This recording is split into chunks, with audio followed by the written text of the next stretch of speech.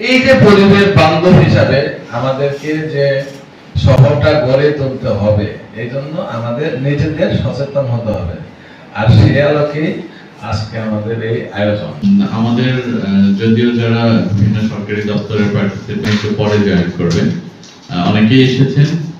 আমরা হয়তো তাদের কাছ থেকে মূল্যবান মতামত পাবো এবং আমাদের সম্মানিত প্রশাসক মহোদয় ব্যস্ত থাকার কারণে আমাদের মাঝে উপস্থিত আছেন সিরাজগঞ্জ পৌরসভার 3 বিভাগীয় প্রধান, যেমন পৌর নির্বাহী কর্মকর্তা জনাব মোহাম্মদ রফিকুল ইসলাম, সহায়ক কমিটির সম্মানিত সদস্য সিরাজগঞ্জ জেলা শিক্ষা অফিসার জনাব মোহাম্মদ আফসার আলী স্যার।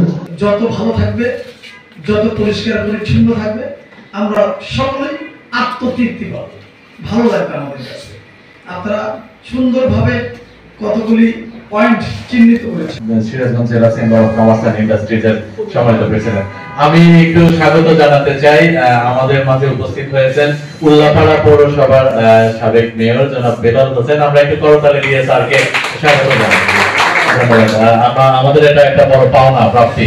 সরকারি বেসরকারি এনজিও বিভিন্ন প্রভাবশালী রাজনৈতিক দল সামাজিক প্রতিনিধি সকলকে এবং সিরাজগঞ্জ জেলার একজন সুযোগ্য প্রতিনিধি এই মুহূর্তে আমাদের সামনে উপস্থিত আছে এবং আমি মনে করি ওনার যে দল আছে এবং ওনার যে প্রতিনিধি যারা আরো আছে, ওনার সহযোগিতায় আমার মনে হয় এই শহরটাকে সুন্দর শহরে আমরা পরিণত করতে পারবো। মতামতের ভিত্তিতে, আপনাদের সুন্দর চিন্তার ভিত্তিতে এই সিরাজগঞ্জ পরিষ্কার পরিচ্ছন্ন হবে, এই সিরাজগঞ্জের উন্নয়ন হবে, নতুন নতুন পরিকল্পনা হবে, সেই পরিকল্পনাগুলি বাস্তবায়িত হবে। আমাদের আগামী প্রজন্মের ছেলেমেয়েরা সুন্দর একটা সিরাজগঞ্জ পাবে, সুন্দর একটা পৌরসভা পাবে, এটা আমরা সবাই চাই।